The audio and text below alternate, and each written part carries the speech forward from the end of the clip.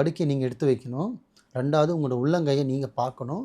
அப்படிலாம் சித்தர் படம், ஃப்ளவர்ஸ் பார்க்கலாம், பூ பார்க்கலாம், மணி பிளான்ட்டை பார்க்கலாம். 3 4வது தயிரை வந்து உடம்புல அங்கங்கே கொஞ்சம் கொஞ்சமாக உள்ளங்கால்லேருந்து நெத்தி முகம் வரையும் தேய்க்கணும்.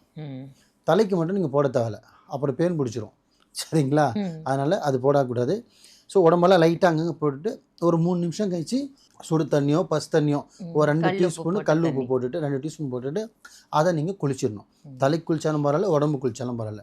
ஸோ இந்த 5 விஷயம் இது கரெக்டாக பண்ணிங்கன்னா இது வந்து பார்த்திங்கன்னா வீட்டில் இருக்கிற தரித்திரம் விலகிறதுக்கு கிடையாது. தனிப்பட்ட நபருக்கு இருக்கிற அந்த சோம்பேறித்தனம், செய்யணுமா, பண்ணணுமா, போகணுமா, வாங்கணுமா, நாளைக்கு பார்த்துக்கலாம், இதுதான் தடுத்து வைக்கிறது அந்த தடைகள். அந்த தடை நீங்கிறதுக்கு பார்த்திங்கன்னா நான் சொன்ன விஷயம் அனைத்தும் பார்த்திங்கன்னா மருத்துவம் சம்மந்தப்பட்டதும் சரி, உங்களுக்கு மைண்டுக்கும் சரி, உங்கள் உடம்புக்கும் சரி ஒரு புத்துணர்ச்சி கொடுக்கும்.